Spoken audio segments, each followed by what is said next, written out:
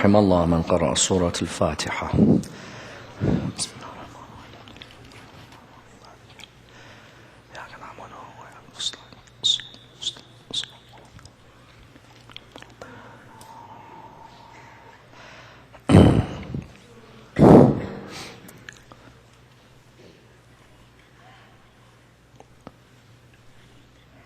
بسم الله الرحمن الرحيم. الحمد لله رب العالمين، والصلاة والسلام على سيدنا وعظيمنا وحبيب قلوبنا وشفيع نفوسنا أبي القاسم محمد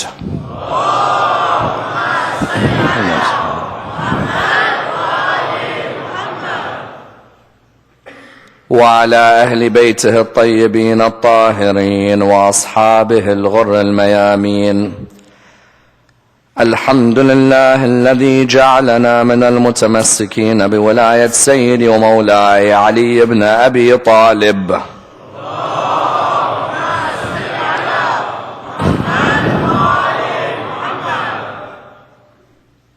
الحمد لله الذي هدانا لهذا وما كنا لنهتدي لولا أن هدانا الله.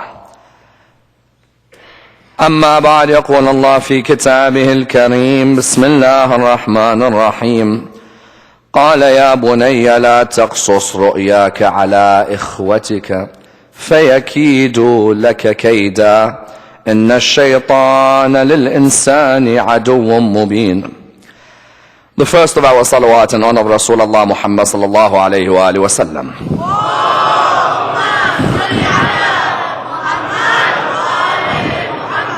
The second in honor of Amir al-Mu'mineen Ali ibn Abi Talib. Allahumma salli Muhammad.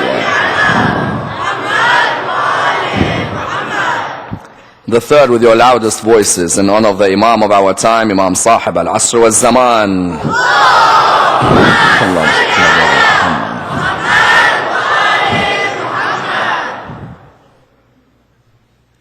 Respected scholars, brothers and sisters, Assalamu alaikum wa rahmatullah wa barakatuh. The discussion concerning the relationship of Prophet Yusuf alayhi salam with his brothers is one of the most fascinating discussions within the Holy Quran, and a discussion which requires an in-depth examination, for it is a discussion which affects each and every one of our lives. A discussion from which many a lesson may be learnt, and indeed many an example may be derived. For indeed the story of Prophet Yusuf is seen as arguably the greatest story within the Holy Quran. And indeed the discussion concerning the relationship between Prophet Yusuf and his brothers allows us to dissect the importance of family relations within the religion of Islam. As we know, the religion of Islam promulgates an important central tenet, that being known as Salat al-Rahim. Salat al-Rahim is the idea that I seek to enjoin relations with my womb relatives, my own flesh and blood. Those who are members of my family, I seek to protect them, I seek to look after their honor, I seek to be united with them. As in, you find the religion of Islam always highlights that he who shows mercy to his family will be shown mercy by Allah on the day of judgment. But he who shows disrespect to his family will not receive the mercy of Allah on the day of judgment. And indeed you find that whenever you examine the Holy Quran, you'll find that every prophet of God is mentioned alongside his family. As in, when you look at all the prophets, there isn't a prophet of God but that Allah mentions them alongside their family. Adam is mentioned alongside Habil and Qabil and Eve. Nuh is mentioned alongside his wife and his children. Ibrahim is mentioned alongside his wives and his children. Musa is mentioned alongside his wife, for example. Jesus is mentioned alongside his mother. You find likewise Allah subhanahu wa ta'ala in the story of Prophet Yaqub and Yusuf mentions the relationship of the family here. Why? Because Allah subhanahu wa ta'ala wanted to show us even the greatest men who walked on this earth were tested with their family. As in, Allah subhanahu wa ta'ala wanted to highlight that there isn't a single person on this earth, but that we test them. Some we test them with wealth, some we test them with health, some we test them with their education, and some we decide to test with their family. When Allah subhanahu wa ta'ala narrates to us the story of Prophet Yusuf and his brothers, the aim was what? The aim was to highlight to us that don't come to me and say that you were never tested with, why were you tested with your family?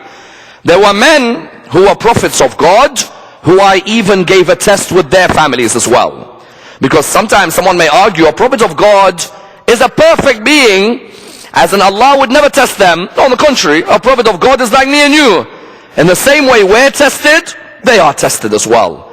And the reason Allah shows us their tests is to ask us, the way those prophets replied back to their families when their families were rude to them, have you replied with their syllabus or not? As in, we have to ask ourselves the question that a prophet of God, the way he reacted to a family member, when he reacted in that way, did I react in the same way when I was faced with the same trial? Or did I react in a different way? If I reacted in a different way, then have I truly honored the message of those prophets? Because today in our communities, you may find in the same family, in exactly the same family, two brothers who at a young age loved each other, were the best of friends, would defend each other, would protect each other. Today in the mosques, they hate each other. And how many of you have uncles who don't get along with your dad? He's your dad's brother, but they don't speak to each other. You ask yourself, Dad, hold on, why don't you get along with my uncle? You wonder that these two are blood brothers, surely they should be getting along with each other. And you find out that the case sometimes is because of money, sometimes because of inheritance issues, sometimes because of mothers and fathers. You find therefore that today in Muslim communities, this issue is a prevalent issue. How many of us have seen our dads not speak to their brothers, or our mums not speak to their sisters? And when you come to it, you ask yourself, a religion like the religion of Islam, which promoted the importance of family relations, how did we reach a level where family members were willing to be like this with each other? Therefore, let's dissect the story of Yusuf with his brothers in the following stages. Number one, why did God reveal the chapter of Yusuf to the Prophet in so much depth? Number two, what was the role of the father of Yusuf at the beginning? And how important is it that a father recognizes that his children are not all the same and that he needs to maintain unity between them? Number three, what is the disease that destroys relations between blood brothers? And how do we eradicate this disease from our life? Number four, how did Prophet Yusuf react to his brothers at the end? Did he open the door of forgiveness or not? Number five, which other brothers in Islam faced the same issue? And what was the reason they faced this issue? And number six, which brothers on the 10th of Muharram all sacrificed their life for Abu Abdullah? Let's examine this and seek to dissect the topic in depth. As we know, the story of Prophet Yusuf alayhi salam is seen as the greatest story in the Quran. The question arises, why was this story revealed? As in, the Quran doesn't just come up with any verse. The Quran, when it gives you a chapter, there has to be a reason. The Jews used to come to the polytheists in Arabia. The Jews would come to the polytheists and they say to them, if this Muhammad thinks of himself as a prophet, go and test him. The polytheists would say, what do you mean? They'd say that Muhammad is telling the people he's a prophet of God. There are certain prophets who came before him who are real prophets. Whereas he is what? He's a false prophet. The polytheists looked at them and they said, how can you prove that he's a false prophet? The Jews said, well, the real prophets are Moses, Joseph, Jacob, Abraham. This man's a false Messiah. He's conning his people into believing that he's actually real. Actually, he's got a message from God. So the polytheists looked at them and they said, how can we disprove him? So the Jews said, ask him a question and I'm telling you that he'll never know the answer. The polytheists said, what's the question? The reply was, ask him, what was the migration that took place involving the children of Israel in the lands of Egypt and Syria. When they went to the Prophet, these polytheists came, they said, Muhammad, you claim to be a prophet of God? He said, go ahead, ask me whatever you want to ask me. They said to him, what is the story of the migration of the children of Israel? And what was involved in the lands of Egypt and Syria?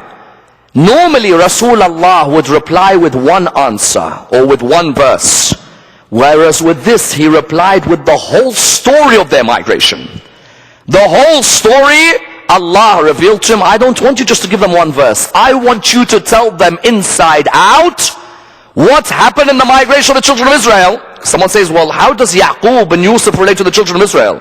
Because Yaqub's original name is Israel. So his children are called what? The children of Israel. Nabi Yaqub is Israel. His sons are the children of Israel. Therefore, when Rasulullah answered the question, Rasulullah answered the question in complete depth. And that's why you find Rasulullah, when he answered this question, it's not surprising that this story of Prophet Yusuf was made into a film recently, I tell you. Because the number of lessons that emerge from this one story is quite phenomenal. As in, if you're young, you can relate to it. If you're old, you can relate to it. If you're religious, you can relate to it. If you're not religious, you can relate to it. If you're knowledgeable, you can relate. If you're not that knowledgeable, you can relate. Everybody can relate to the story. Prophet Yaqub alayhi salam had 4 wives. From those 4 wives, he had 12 children. Of these children, what do you find? Of these children, he had 2 children who belonged to the same father, but a different mother to the rest. What was their name? One was called Yusuf and the other was called Benjamin. Hence you find many of these names which we find in our communities today, Joseph, Benjamin, these are all originally biblical names. As in anyone who you hear is called Benjamin or Joseph, these are all from the Bible and from the Quran. You find that what happened was, these 2 were always together. Their mother was different to the mothers of the rest. Nabi Yaqub, from the beginning, he recognized, like any father, that our children are like the fingers on our hands. Are the fingers on our hands all the same? No. Likewise, our children are not all the same. He noticed that Nabi Yusuf alayhi salam had knowledge which these others didn't have. As he noticed a special quality in Nabi Yusuf. Which quality? The quality of interpreting dreams, and therefore the fact that he is a prophet of God. What do I mean? You see, Nabi Yaqub, when Nabi Yusuf comes to him and says, Ya abati inni ra'aytu ahada ashara kawkaban wal shamsa wal qamara li sajidin. When he says, I saw the sun and the moon and all of them prostrating before me. When he said ra'aytuhum li sajidin, what did he mean? He indicated within his interpretation of the dream that he was not just a man who knew about dreams. He was a young man who was a prophet of God. Someone says, how do you know? Because Nabi Yaqub asked himself the question, celestial bodies like planets, the sun and the moon, you don't normally say, you know what, I can see them, it looks like they're doing sujood tonight. Nobody normally says that. Why? Sujood is an act of the inanimate. Sujood is the act of the animate. These celestial bodies were seen as inanimate. Meaning what? Meaning that sujood is the act of a human being. When Nabi Yusuf said, I see them prostrating, Nabi Yaqub knew he's a prophet. Because while he's saying his dream, he's giving the tafsir of the dream. Isn't it? He could have easily said, I see the sun, I see the moon, I see the stars, and they're in a position which is like bowing. No. He said, I see them prostrating before me. Meaning that I'm not just going to tell you my dream, Dad. I'm actually going to tell you what's going to happen with you and my family later. As soon as Nabi Yaqub heard this, Nabi Yaqub did something which is vital of any father to make sure his sons don't have a problem like what we see in communities today. What is it? Nabi Yaqub straight away realized, and he said to him, قال يا بني لا تقصص رؤياك على إخوتك. Oh my son, do not tell this dream and its interpretation to your brothers. What did Nabi Yaqub realize here? Nabi Yaqub realized from the beginning that when I see my sons are different in their attributes, I need to make sure from the beginning that I give them a warning about how to behave with each other. You see, today when you see a grandfather who's alive and his sons are hating each other, you'll find on many occasions that that grandfather will say, I knew these two were never going to get on, but I never spoke about it early. As in the role of a father, what is it? When I see one of my sons is arrogant and another is stubborn and another is humble, I need from a young age to bring all three of them together. Not from an old age, from a young age. I need to bring them. I need to say to them that you, the humble one, this one, he can be difficult. Please remain humble with him. You, the arrogant one, you can be a bit harsh in your wording. Try and be soft with this one. You, the one, for example, who's stubborn, try and be open-minded with your brothers. A father from the outset, when he sees his children are different, should not wait until all of these get married. No. From the beginning, he has to bring these sons. Come here, all three of you. You're like this, you're like this, you're like this. I'm not going to favor any of you, no. But one thing I want to tell you is I never want to see you disunite from each other. I want to see you in unison with one another. Because we know very well that sometimes when a father remains silent, then you'll find inevitably one son is going to exploit the other. You find that Nabi Yaqub alayhi salam straight away realized that, you know what, my son, I know how these other brothers are. I expect you not to open your mouth on this issue. Someone accuses Nabi Yaqub of favoritism. You see, there are some schools of tafsir which say Nabi Yaqub had favoritism to Yusuf, and because of that Allah looked down on him. Not at all, no. You see, as a father, there is a favoritism which is positive and a favoritism which is negative. What do we mean? If my favoritism towards my son is because my son is wealthier than the others or better looking than the others, that favoritism is wrong. That favoritism Islam does not allow. If my favoritism or my respect to the son is because of his knowledge and his piety in the path of Allah, then definitely I should show warmth to that son more than the other. Someone says, how? Just because he's more religious? No, not just because he's more religious.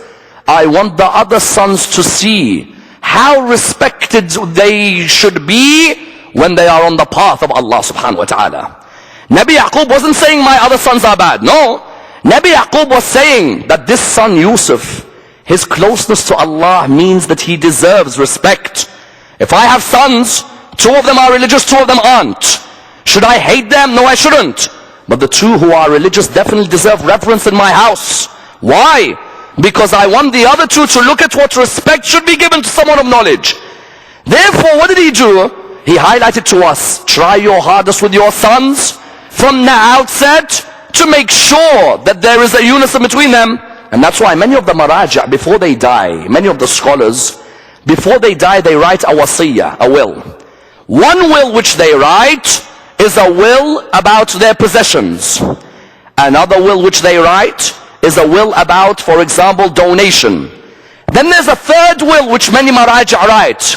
What is it? The will about the advice they give their sons and their daughters. And do you know why the maraja do that? Because psychologically, a son or daughter, their heart breaks if they found out their dad before they died wrote saying, please never disunite. Never. My love of my life is if all of you remain united. How many of you, before your dad died, how many of you remember your dad saying, please remain united with each other? I beg you, don't break the family. I beg you, for the sake of family united, isn't it? Yet there are some, when they die, don't act like Nabi Yaqub. Nabi Yaqub from the beginning. Yusuf, come here. Come here. Don't open your mouth on this issue. Why? Your brothers, yakidu laka kaida. They'll plot a plot against you. And then what does he say? Inna shaytana lil insani aduwwun mubin. Because do you know who will break you guys apart? Not the community. Shaitan will start whispering whispers and destroy you. You find what? Many, before they pass away, psychologically of the utmost importance is a will. You see, many people ask the Prophet, before he passed away, he never wrote a will. No, Rasulullah wrote a will. Amir al-Mu'min executed his will. They say, yes, but I thought he was prevented from writing that will. That will wasn't a will of possessions. It was a will of advice. And a will of advice, what was Rasulullah indicating to us? When he said, give me a pen and paper so I will write for you what you will not go astray. It wasn't wajib on Rasulullah to write that. He had already said it. It was more of a case that I want to write advice for you as a community, that I leave behind for you. Likewise, as a father, I have to know that before I leave this world, I should write a will.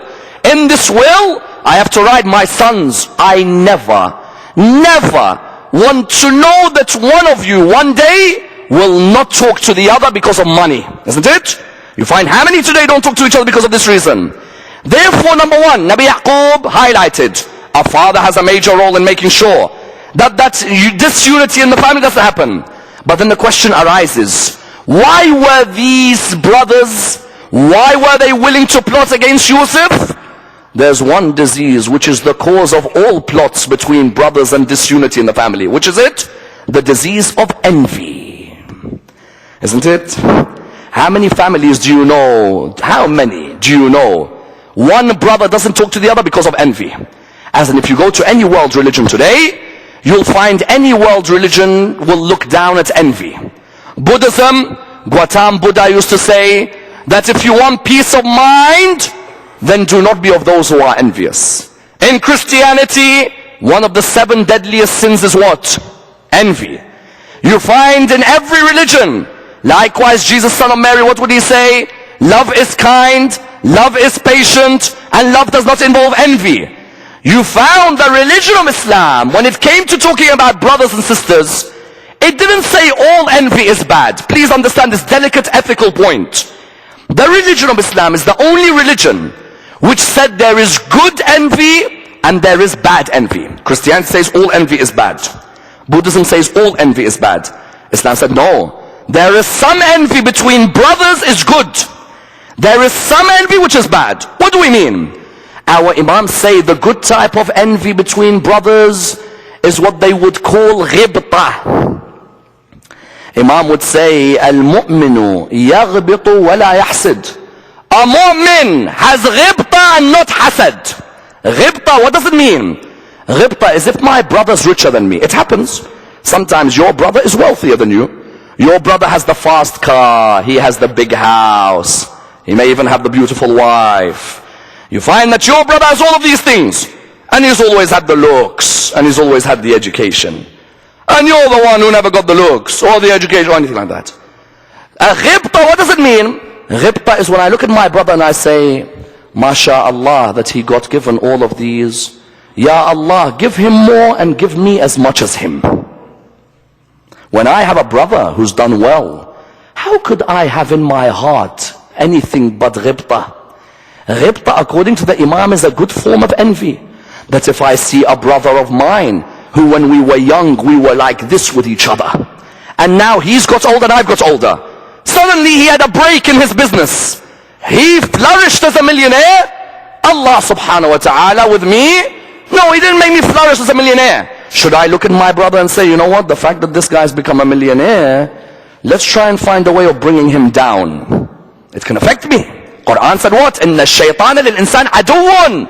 Nabi Yaqub said to Yusuf, he said, the shaitan, when he starts whispering things, I don't care if you two brothers were best friends, he'll make you hate each other, isn't it? You found Imam said what? Imam said, Al-mu'min yaghbitu wa la yahsid. A mu'min has ghibta. If he sees something good in another mu'min, straight away says, MashaAllah, my brother, you've done so well. If a sister sees her sister has married someone who's done brilliant, and you've married someone who hasn't done too well, should I look at my sister's life and say, how did she reach that level where she got a husband like that and I never? No. Ghibta is what?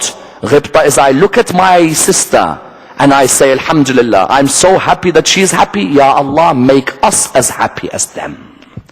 That's why Mu'alla ibn Khunay's companion of Imam al-Sadiq, salawatullah wa salamu alayhi. Mu'alla used to say, we used to have ghibta on Jaffar al-Sadiq. We used to be envious of Jaffar al-Sadiq. Someone would think when you read we used to be envious of Jaffar al-Sadiq, it means it's bad. No. We used to say, MashaAllah, Imam al-Sadiq, look at the level he's reached in the eyes of the people. Ya Allah, let his level rise and let us reach that level as well. So Mu'alla said, one day we wanted to come and see how did he reach that level. He said, in the middle of the night, I saw Imam al-Sadiq leave his house. When I saw him leave his house, I saw him walking with a big bag of bread.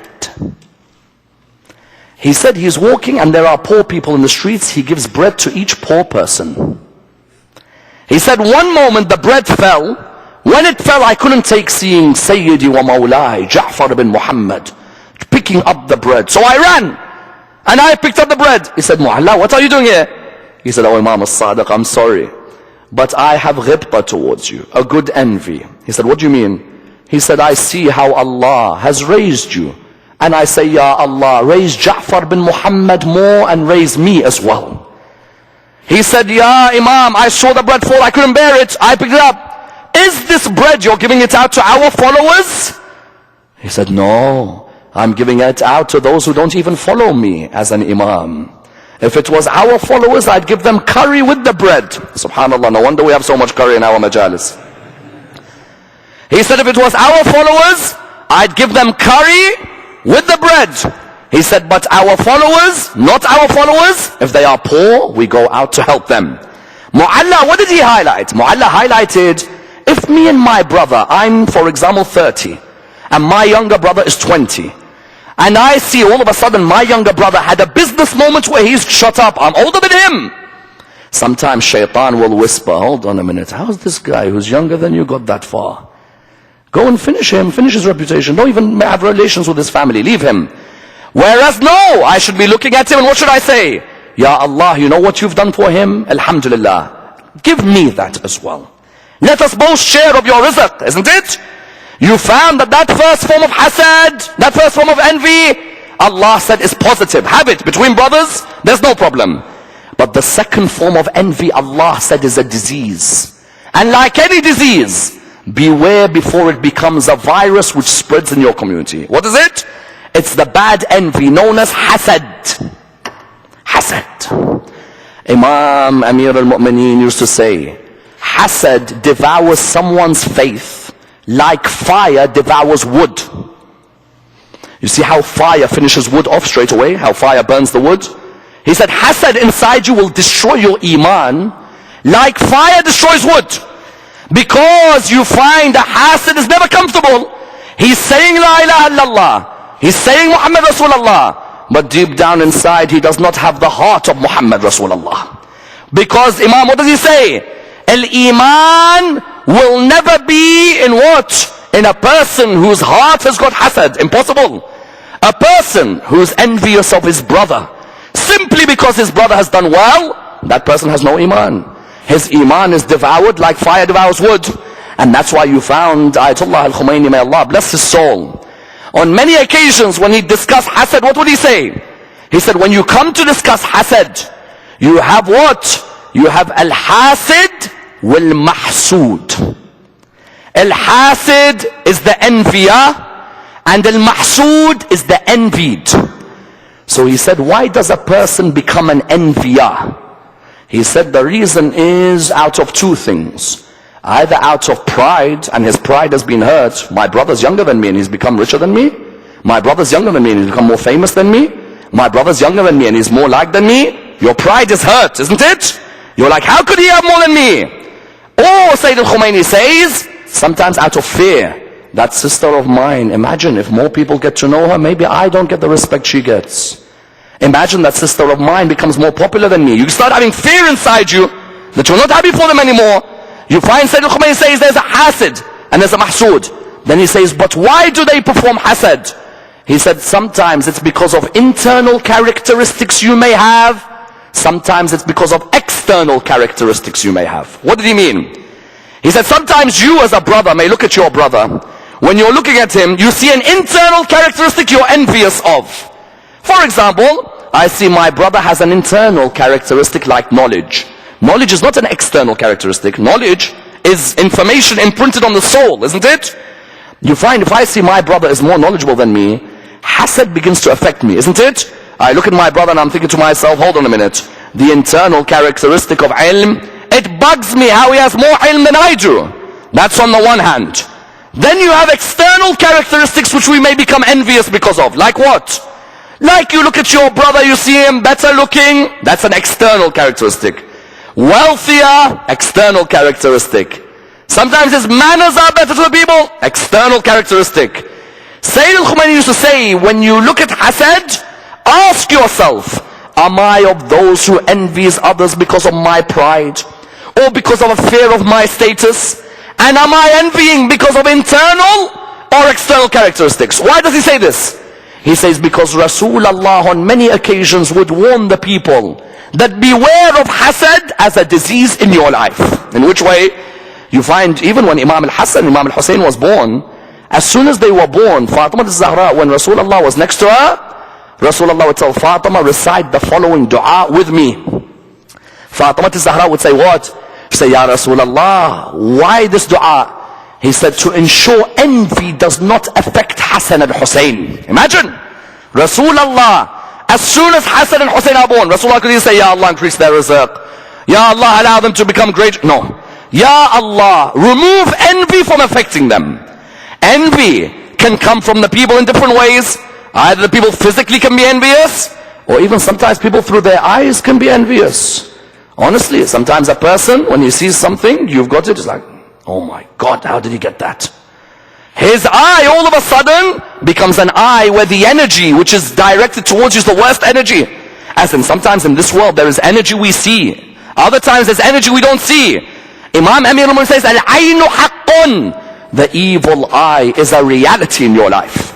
Don't think sometimes when people say, you know, this person must have put eye on you, you say, no, I don't believe in this such things, eye and so on. No, Imam Amir al-Mu'minin says, Al-aynu haqq. The power of the eye is a reality. Sometimes be careful that with each other, you two may be the best of friends as brothers. Sometimes, do you know what's breaking you apart? Not you two. Sometimes people are so envious of your relationship, they want to destroy you. Honestly, I've seen brothers who would never separate from each other, the best of friends on this earth.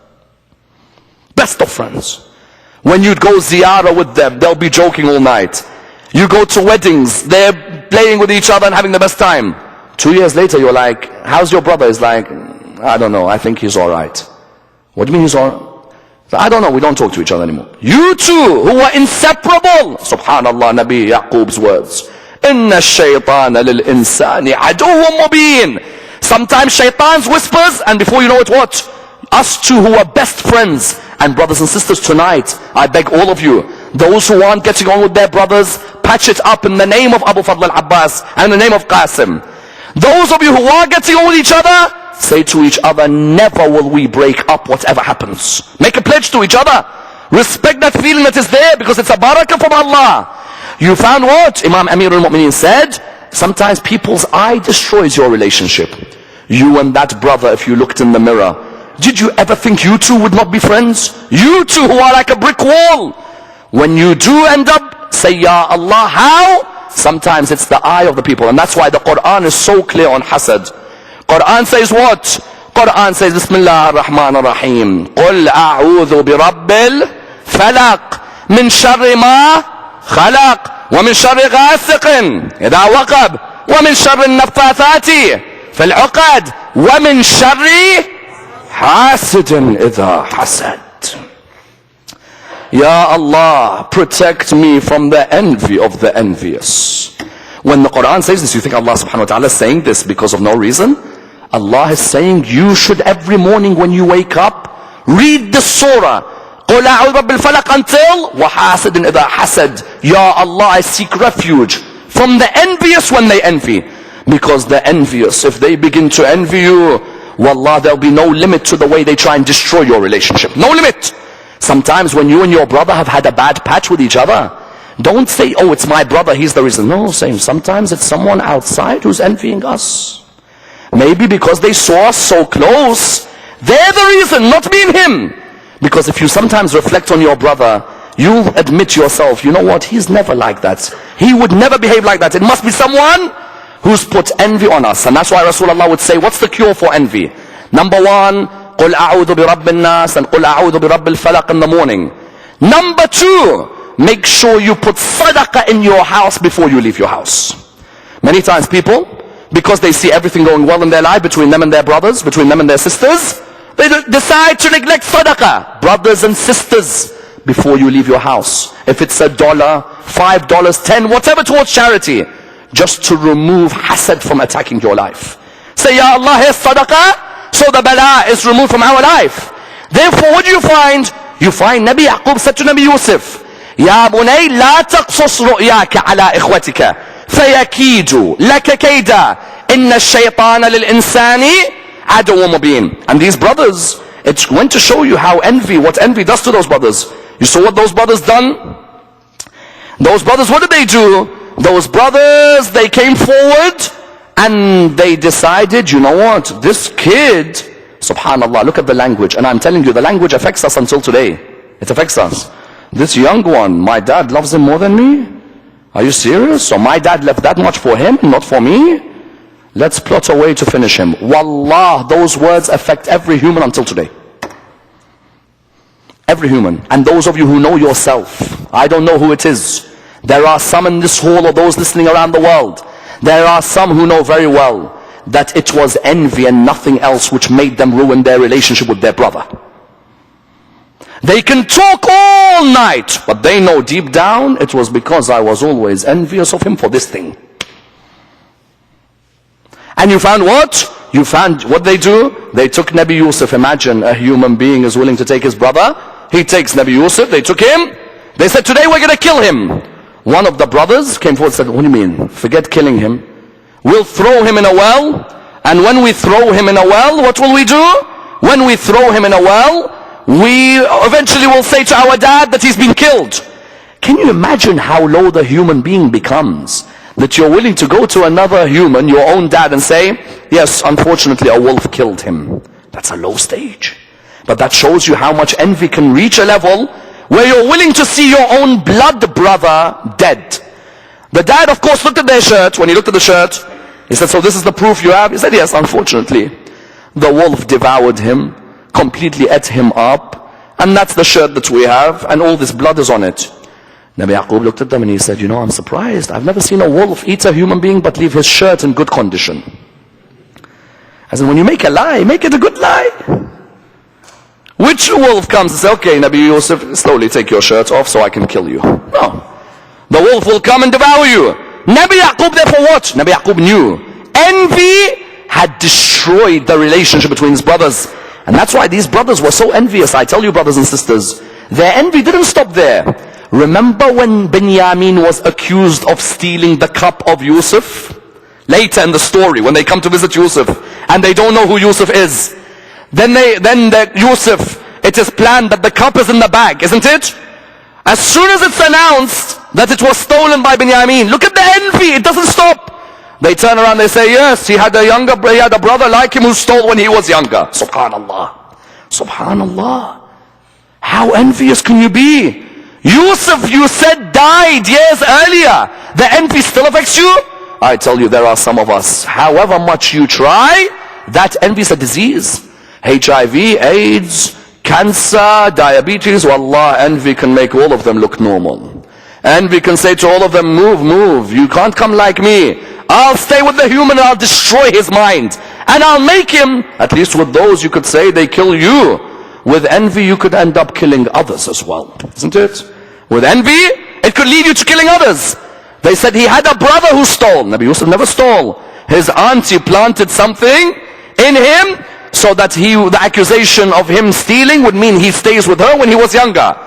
But the beauty of Nabi Yusuf was what? The beauty of Nabi Yusuf is that he highlights for us an unbelievable example. What does he highlight for us? Nabi Yusuf highlights for us, if your brother has been bad to you, has been rude to you, keep the door of forgiveness open, because Allah never closes his door. Isn't it? My brother has been rude to me. He's been disloyal. His family have been rude to my family. His family have been rude to my family. His family have been disrespectful. Should I say I'm never going to forgive him? No. Nabi Yusuf, when all of them found out that he was the king, did they look at him and say that, you know what, we have no chance of forgiveness? They said to him, please forgive us for the way we treated you. And how did they treat him? They threw him down a well. They caused him to become a slave. They caused him to become imprisoned. They caused him to be in prison for a long time. As in, would you forgive people who did that to you or no? I don't know about you, but my brother, if he has hurt me, he certainly never led me to prison. If my brother leads me to prison, where I'm sitting with people. I'm a prophet of God and I'm sitting with people who are the worst people. Would I forgive them? When they came, they said to him, we beg you, forgive us for what we have done. He replied back to them, do not worry. There is no fear today. I forgive you for everything that you have done. What did he do? He set a precedent for us. That beware that within your own families, you who were best of friends as brothers when you were younger, beware that when you grow older, that relationship may be destroyed. And that's why we see from the beginning of humanity, you will find that blood brothers, the first crime in humanity was between blood brothers, isn't it? The first crime, Habil and Qabil, wasn't it the first crime? One day brothers, one day sons of a prophet. Today someone may say that I have problems with my sons. Allah tested people greater than you with their sons. Qabil comes to Habil and says to him that لَأَقْتُلَنَّكَ, I will kill you. Habil's reply is fascinating. His reply highlights, if your brother even reaches a stage where he is willing to kill you, you should always try and maintain salat al-rahim with your brother. Even if your brother has disrespect, try and maintain salat al-rahim. What did he reply? قال لئن بسطت إلي يدك لتقتلني ما أنا بباسط يدي إليك لأقتلك. If you come forward to hit me, I will never come forward to hit you. Why? إني أخاف الله رب العالمين. How many of us were insulted by our brother's behavior, isn't it? And don't you always have the wife saying, look at you, you're weak in front of your brother. It happens. Sometimes you have the wife sitting there, talking. You're weak. Your brother's stronger than you. Sit down, calm down. Your brother's stronger than you. Your brother is your brother is this, your brother is that. Because they know the sensitive areas to hit us. Your brother is this, your brother is that, your brother is this, your brother is that, your brother is this, your brother. The moment her sister does anything, why are you rude to my sister? Hold on, with my brother you've been attacking me all this time. When your sister does something and I say a little bit, why are you rude to my sister? What do you mean? At the end of the day, what do we find? We find that Islam came forward. What did Islam come forward and say? Habil told Qabil, Wallah, I could hit you, but I fear a day when I have to answer to Allah subhanahu wa ta'ala. Sometimes it's not that we're weak with our brothers. Wallah, sometimes our brothers, when they're rude to us, it's not that we're weak. It's that we know there's a day when Allah subhanahu wa ta'ala is going to ask us, isn't he? There's going to be a day when he's going to say to us that how could you, when I told you be good with your brothers, how could you reply like that? I expected manners from you. I expected the best of respect, and you come back to your brother like that? Habil said to Qabil, Wallah, if you hit me, I could hit you. But I fear a day when my Lord will say to me, why did you show a lack of respect to your brother? Likewise with us in our life. When Habil did this, he highlighted, even if our brothers are bad, Salamu alaykum should still be there, isn't it? Today you have brothers, I'm not saying salam to him. Salam has to remain because it's wajib. When your brother, if you don't like him, you don't like him. But when you say salam, reply wa alaykum salam. Never let it reach a level where there is no salam between brothers. Someone asks, what's the need for this salat al-rahim? Why? What's the point of it? The benefits Muhammad tell us about salat al-rahim are phenomenal. The first benefit, Allah increases your rizq. Whenever we say rizq, someone straight away says, Allah increases my money. No. Rizq, Allah helps you with your health. Allah helps you with your children. Allah helps you with your education. Allah helps you with your wealth. Rizq, number one, Allah increases your rizq. Number two, Allah removes the punishment of the grave from you. And may Allah save us from the questions of Munkar and Nakir. And may Allah save us from the narrowness of that grave. When Abu Hamza al-Thamali is told, why do I not cry? And I know Munkar and Nakir will ask me in my grave. And I see the narrowness. Why should I not cry when I see the darkness of the grave? You find Abu Hamza al-Thamali, what's he saying? You find that the second benefit is the punishment of the grave is removed. When I say Salamu Alaikum or drop an email, when I say Salamu Alaikum or I drop an email, that's the second area of benefit. The third area, what is it? Third area, Allah may increase your life simply because of being good with your brother or with your sister. Someone says, what do you mean? We know Allah has knowledge and Malik al-Maut has knowledge, isn't it? Is Malik al-Maut, the angel of death, is his knowledge the same as Allah? No, that's impossible. If you say Malik al-Maut's knowledge and Allah's knowledge is the same, that means Malik al-Maut should be worshipped. Malik al-Maut has a clipboard with names. Allah subhanahu wa ta'ala tells him, this person dies at this age, this person dies at this age. Our sixth Imam says, if a person enjoins Salat al-Rahim with his brother or with his sister, Allah may increase his life from what was written for Malik al-Maut by 30 years. Malik al-Maut, all he sees is numbers. If Allah wants to, he'll change that number and say, no, it's not the time. But Imam also says, the one who breaks his relations with his family members, like his brother or sister, Allah may decrease his age by 30 years from what's written. One day a person comes to the seventh Imam, he comes to him, he's come with his brother's not come all the way on the journey. The person arrives to Mecca. Imam Musa ibn Jaffar says to the person, go and get me that person who's arrived in Mecca. The person comes to Imam Musa ibn Jaffar. Imam Musa ibn Jaffar looks at him. Salaamu alaykum. Alaykum as-salam. He said, you and your brother were on a journey together towards me? He said, yes. He said, your brother will die next year. Within a year he'll die. He said to him, what do you mean? He said, your brother will die within a year, but your lifespan has been increased by Allah. He said, why? He said, your brother, the abuse he showed you, Allah decided this person shouldn't live any longer. Within a year they'll finish his life. But you were equally not good with your brother, but there's one auntie in your family who you look after. While the whole family has neglected her, you look after. Allah has decided to increase your lifespan. One act like tonight, an email to our brother, a phone call to our brother, a hug to our brother, likewise sister to sister, Allah may decide to increase the lifespan of that human being. And that's why you find Nabi Yaqub, what was the delight for him? Nabi Yaqub went through all the torture seeing his sons, because you think it's easy for a dad to see you brothers quarreling?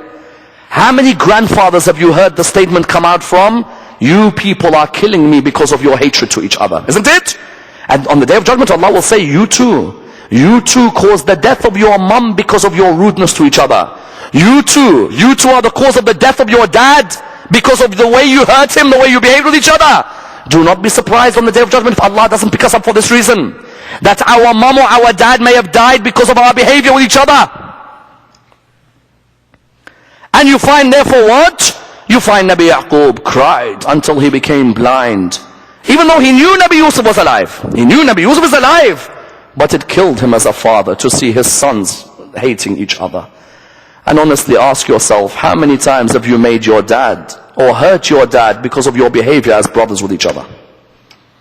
And how many times have you hurt your dad because of your behavior as sisters to each other? How many of us hurt our mums because when our mums found out we don't talk, our mums' heart broke? Every mosque I've been to in this world, every mosque, same reason. The mum says, you know, they don't talk to each other anymore. I'm 70, they're my boys, they don't talk to each other. And Nabi Yaqub's heart broke. He broke because when he found out that those boys, those sons of his had hurt his son, it hurt him until he became blind. But the beauty of his moment was seeing Nabi Yusuf at the end forgive his brothers. Because to Nabi Yaqub there is no more beautiful sight than brothers who are united with one another. Likewise, what do you find? You find Abu Hamza al-Thamali asks Imam Zayn al-Abidin. He says to him, oh Imam, years after Karbala, you still cry about those boys at Karbala? You still cry about all those brothers? Imam Zayn al-Abidin said to him, oh Abu Hamza, Yaqub cried over Yusuf and Yusuf was alive. I saw my family butchered in front of me on the plains of Karbala. And you know on the 10th of Muharram, you find what type of brothers were present. The most magnanimous of examples of brotherhood. If anyone wanted to ever write a book, he should write a book on the meaning of brotherhood on the 10th of Muharram. As one poet says, Yusuf had 12 brothers, but it's not about the quantity. Hussein had one Abbas. True. Hussein had one Abbas. That's more than enough. Bring me all the brothers, bring me 11 brothers. Like Yusuf had 11, but there's only one Abbas, and that Abbas is fitting. That's one example. Likewise, look at the sons of Imam, look at Awn and Muhammad, like we looked at them yesterday, the sons of Sayyidah Zainab. Look at those two brothers. Look after Karbala, Muhammad and Ibrahim, look how those brothers were when eventually they were beheaded. And likewise, look at the brothers who are the sons of Imam al-Hasan alayhi salam. Imam al-Hasan, 7 sons at Karbala. How many? 7. 7 sons, 7 brothers, all in unison with one another. Not one envied the other. Wallah, the love for each other was phenomenal. And the love for Aba Abdullah especially. Because that's their uncle, that's the apple of their eye. From the youngest until the oldest, they had a love for their uncle which was phenomenal. Do you know one of them, people hardly mention him, his story breaks my heart. One of them was called Abdullah ibn al-Hasan, son of Imam al-Hasan, he's about 10 years old. Aba Abdullah was lying on the ground with arrows all over his body. To the extent one narrator says Imam al-Hussein looked like a hedgehog. That's how many spikes on his body. And Imam al-Hussein tries to put his head up and he falls back. And he tries to put his head up and he falls back. And he tries to go towards his side, but the arrows are all over the body. He can't even sleep properly. And Umar bin Sa'ad turns around to Harmala bin Kahil. He says, Harmala, shoot Hussein on his chest. But use an arrow with poison. You know the arrow he used for the 6-month-old baby? It was the arrow used for a camel. But the arrow for Aba Abdullah, he first put poison all over it, then he raised it back. Abdullah, son of Imam al-Hasan, was in the tent. He's looking from far away. He said, my auntie, what's he doing?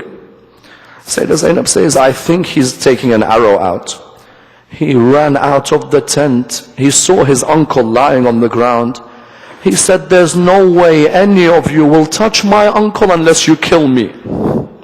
He sat by Imam al-Hussein and the arrow struck him. Do you know when the arrow struck him, the first thing he did? He turned around to his uncle. He said, my uncle, I'm so sorry, but I couldn't bear to see them torture you. That brother couldn't bear to see these people torture his uncle. The other sons of Imam al-Hasan, all of them were the same. They had a phenomenal love for Aba Abdullah. And that's why you find of all of those sons, the moon of them was Al-Qasim ibn al-Hasan. That moon, that brother who was a leader for his brothers. On that day, what was he? He wasn't more than 13 years of age on that day, not more. Yet that young man on that day, his behavior was impeccable. His valiant attitude and his bravery. You found that he came to Aba Abdullah. And as he was walking to Aba Abdullah, he heard Aba Abdullah saying, هَلْ مِن نَاصِرٍ يَنصُرُنَا? Is there anyone to come here to help us? You found that as soon as he heard that, he came. And you know what he was doing? He was holding his armor. But his armor was bigger than his body.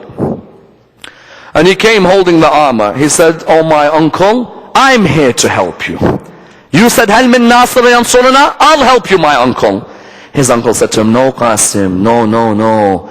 You are an amana. You are a trust from my brother. There's no way I'll let you fight. Qasim, please. A few minutes later he heard, هَلْ مِن نَاصِرٍ يَنصُرُنَا هَلْ مِن مُغِيثٍ يَغِيثُ عَنْ حَرَمِ رَسُولِ اللَّهِ. Again when he heard this, he came. He said, oh my uncle, I heard you again calling for help. Again I come to you. Again I am the one who's willing to help you. He said to him, my dear Qasim, you are an amana. Listen to Qasim's reply. You say to me that I am an amana, but I want to say to you that you are a wasiyah. He said, what do you mean? He said, I was young when my father died. But my father told the family, look after the stranger of Karbala. Look after Abi Abdullah when he's alone with no one to protect him. You're the wasiyah of my father. I may be an amana, but you're a wasiyah. And my father said, look after Aba Abdullah. Aba Abdullah looked at him again. He said to him, Qasim, please, you're breaking my heart. You're cutting me apart. Qasim went back to the tent. He entered. His mom saw him. She said to him, my darling Qasim, my darling, what's wrong? He said to her, Mom, I asked my uncle to fight, but he doesn't let me. She said to him, why? He said, because he says to me that I'm too young. I should look after my mother. She had a box there. She took out a letter. She said, here, go and show this to your uncle. When he came to his uncle, he showed the letter to his uncle. His uncle opened it. Imam al-Hussein opened it and said, to my brother, the stranger of Karbala, Abi Abdullah, there will be a day when I cannot be present to help you. O Gharib, my sons will represent you. Please allow them to represent you. As soon as Abu Abdullah read that letter, his eyes overflowed with tears. Because any of you who have a brother, imagine you lost your brother. Imagine he's not in your life anymore. Wouldn't your heart break? Especially those of you in this hall who lost a brother. How difficult was it the moment you received the call that your brother died? How difficult was it? It's as if your beacon of light in your life isn't there. You found Imam al-Hussein, looked towards him. He said to him, very well, I'll allow you to fight, but you don't know how hard this is for me. He then came to him and he said to him, come with me in the tent. They opened the tent. Imam al-Hussein opened this box which was in the tent. He took out a turban. He placed it on al-Qasim's head.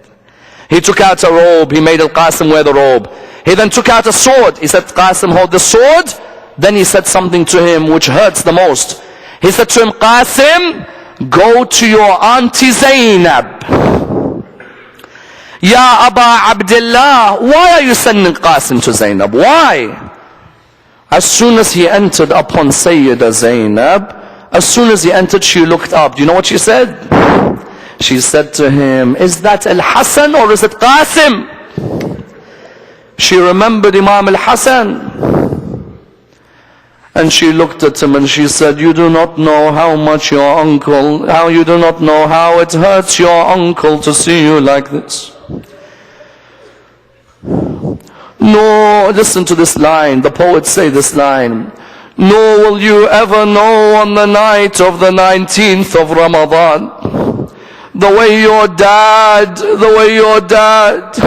looked after me when I had to see my father after he returned from the mosque in Kufa. She remembered Imam Ali. She said to Qasim, Qasim, you'll never know how your dad Al-Hasan looked after me on the 19th of Ramadan. I never had a mother there for me. Qasim, if you knew the night our mother Fatima Zahra died, and your father Imam Al-Hasan was a father to all of us. Your father looked after me and he brought me up and he looked after Kulthum. Every time I look into your eyes, I remember your father when I see you. That man who's alone in Jannat al-Baqi'. How many of you been to Hajj? Have you seen that grave?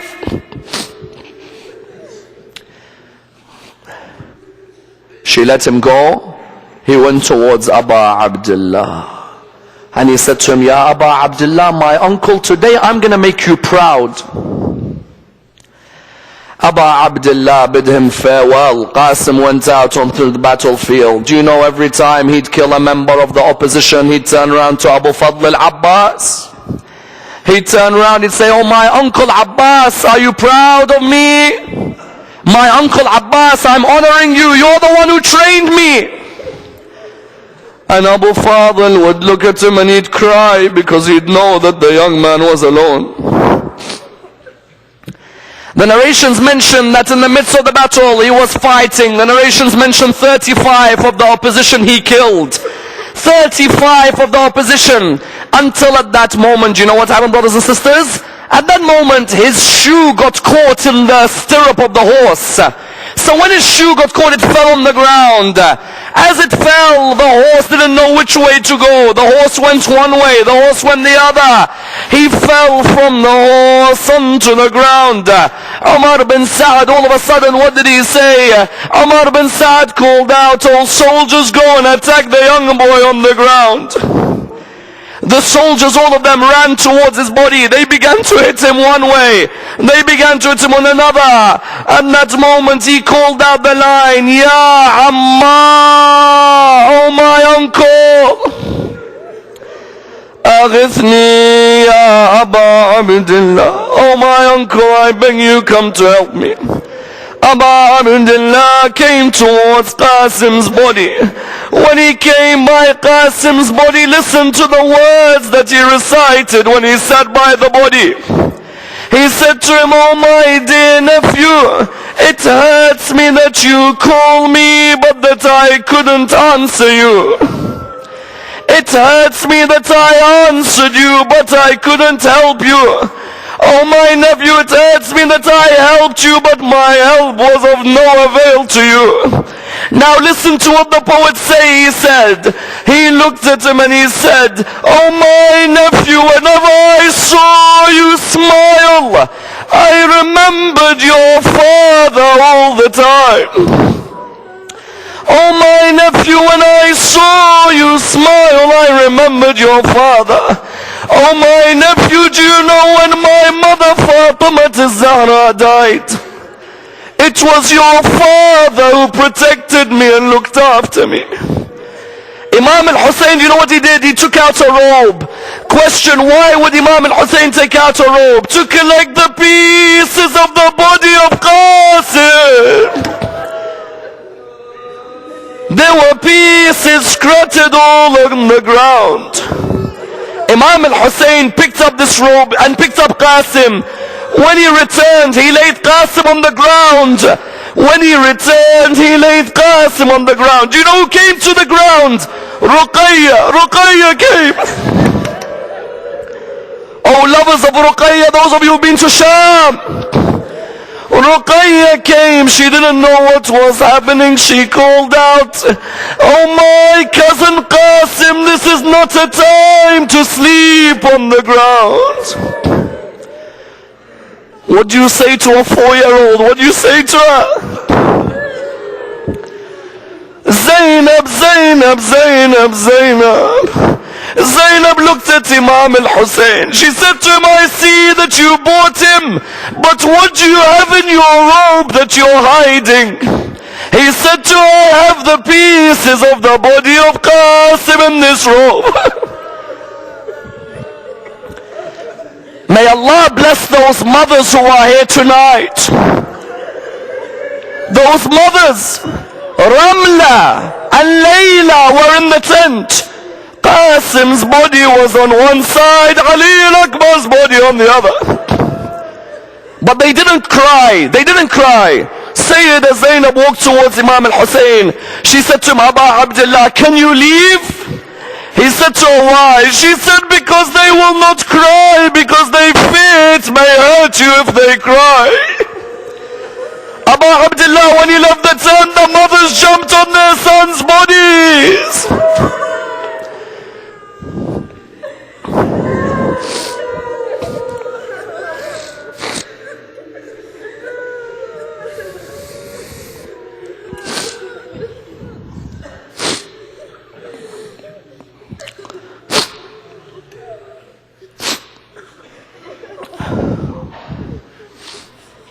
Raise your hands.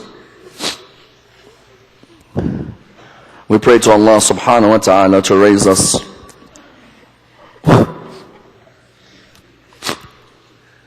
We pray to Allah subhanahu wa ta'ala to raise us with Imam al-Hasan alayhi salam and with his son Qasim.